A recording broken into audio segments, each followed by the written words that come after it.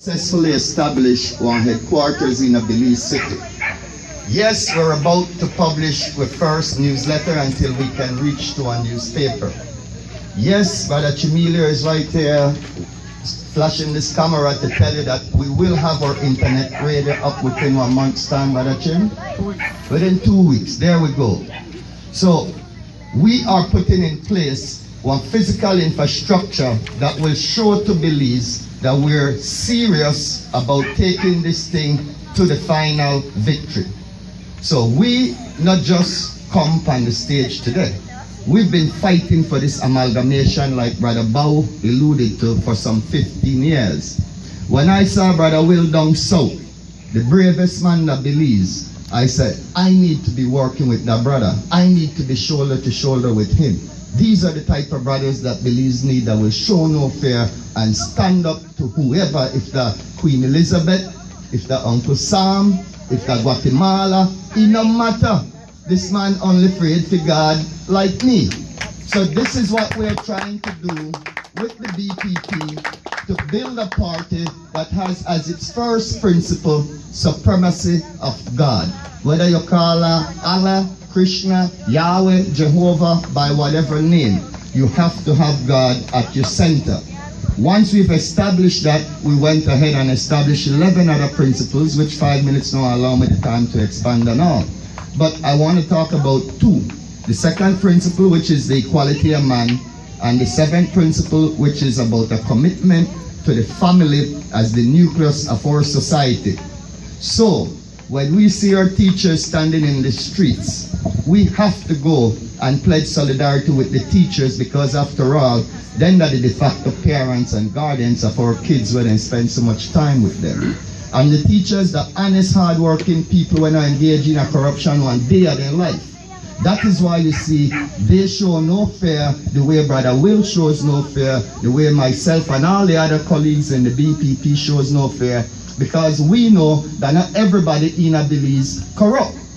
So there is our starting point, brothers and sisters, right? We want to build one party that is God-centered, that is ensuring that equal access to all the resources of this country is made available to it, based on equity, of course, right? Now, having said that, the amalgamation was finally completed, I think, in early September. It took us a little while to select a name.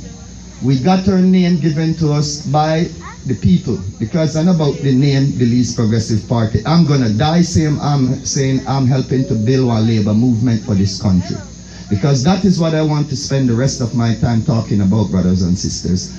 We have to understand that when we call the PUP and the UDP PUDP, it's a powerful statement, or a profound statement. It's saying that there was a time when the PUP went and became like the UDP. So under this capitalist system that we live, it's built around two parties called the left and the right wing, right? So the left wing, that the Liberal Party, where the PUP had started out, the right wing, that the Conservative Party, where the UDP born and still there. Now, to equate it to the US, then you got the Republican and the Democrats. So PUP would be like the Democratic Party, we're going to turn Republican, much like in the US, it's the same thing that has happened, right? So there's a vacuum that exists in Belize right now for the oligarchy, the people who finance PUP and UDP, to jump on our bandwagon and say, we want finance them. And that is what has created a lot of mischief, and is still creating a lot of mischief up to today.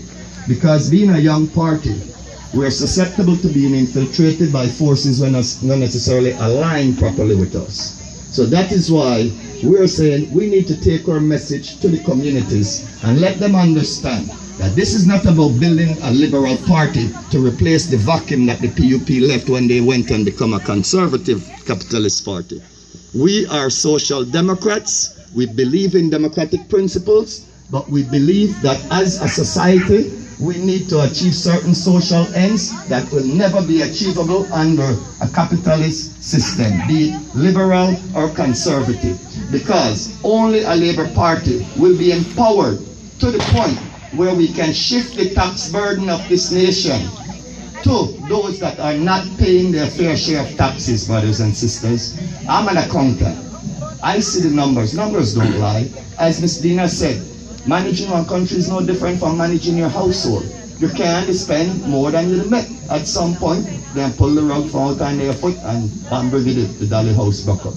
So we have seen where tax, borrow, collect the money and spend instead of investing is what we've been living for the past, I'd say 25 years out of this 35 since independence. Both parties in their turn. Taxing, borrowing. Well, not much grants there, by the way. The grants have dried up because of the very reason of us not taxing the corporations that we should be taxing. When you hear the term used, concession, more appropriately termed fiscal incentives. These are the type of things that remove revenues from our government that both of them do in their turn. And if I could just give you an example of the last biggies, right? You talk about BPP, a Canadian-owned company. 50 years, no taxes, no duty, no nothing, no revenue for the government of Belize. Yet they effectively own our rivers. You understand that? They own our rivers, not paying 1 cent in taxes. Let's look at the Boeing Group, representing Coca-Cola Belize from the US. 40 years they've been running on concession, keeping our competition out of this country. Are they paying their fair share of taxes? Hell no. Let's look at same Mr. Ashcroft Group. A lot of people don't realize that Michael Ashcroft received a 30-year concession through his PICs, private investment company. 30 years. Only 2 entities received that. The Atlantic Group of Companies and the Ashcroft Group of Companies. So he hasn't even finished his 30 years concession, and yet he wanted another 30 years by way of the BTL accommodation agreement that he sought when he bought BTL. We have the American Sugar Refinery that took over BSI. 10 years, no taxes, no duties. This is the reason why Belize is poor. Norwegian Cruise Line, 25 years, no duties, no taxes. This is why we can't make education free. This is why we can't have healthcare accessible to all, free of cost. This is why we can't invest in a sporting centers, that develop sport as a professional industry so that it's a way out for our youths. Brothers and sisters, if we do not do this on the backs of a labor union, we won't be properly empowered to shift that tax burden to where it's supposed to be to turn this country into a donor nation. I mean, overnight, we would go from a poor beggar nation to a donor nation, being able to help out our CARICOM brothers. Let's bring it home a little bit locally. 400 million almost came into this country's hand for the first time, brothers and sisters. First time, so much money came where we could have planned as a people, how is it best to invest this 400 million? And you hear the word I use, invest, because there is a difference. When you borrow, if you not invest, you will run into trouble. If you just spend it when the money done, where will the cash flow come to pay it back? Now, if you borrow and you invest, there's nothing wrong with that.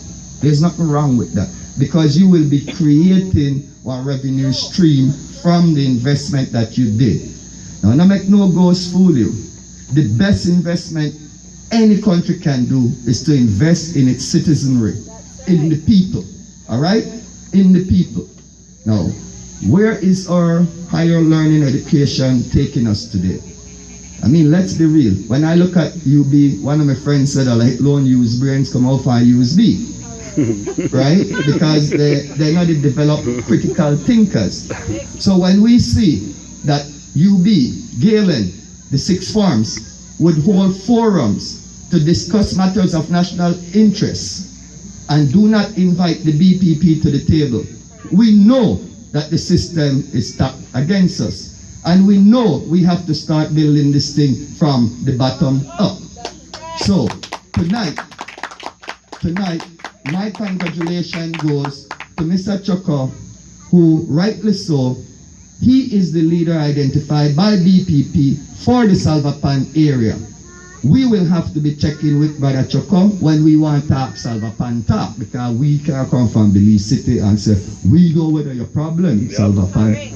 So I appreciate it tremendously, brother, you giving us our first input for our first community that we're consulting, because on a call this public meeting To me, I call it what it is. It's the first step in public consultation that will be carried nationwide. We're going in at 200 villages. We want to do multiple stops in at each municipality in this country. And if it takes with 2 or 3 years to complete that, let it take 2 or 3 years. But that is the building that I'm interested in, because each time we come in a one of their community, we will be picking up 5 or 10 supporters who decide that, you know what, it's time for me to help them brothers and sisters with one shop load myself, instead of just standing on the outside. They say, why they not do more? Why they not do this? Well, come and join us and make sure that we do what it is. You know you have the skill sets to get done easily where we are the struggle because we don't have the skill sets that you bring to the table. Brothers and sisters, they only give me 5 minutes, and I never did read from a prepared speech, so I could go up for 50 minutes, but I just want to say that I am one of the happiest men in Belize today, because since November 4th election, I've been telling them, and do we want to little download with that 5-week snap election, but no worry, we start.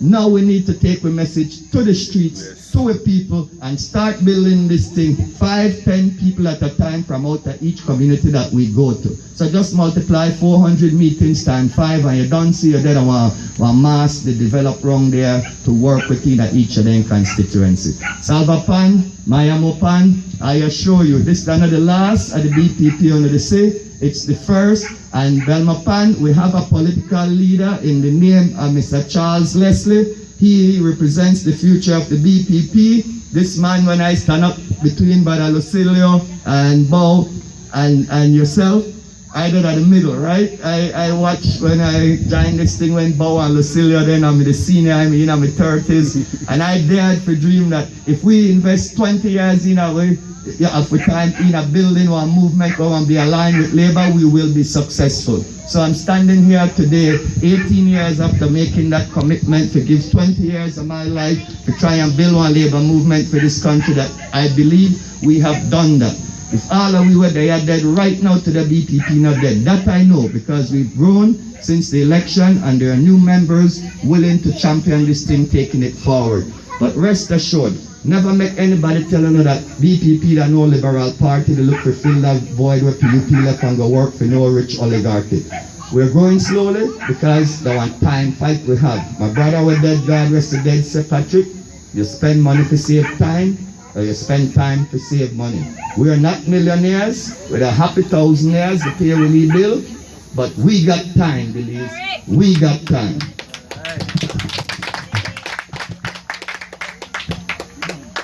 Excellent.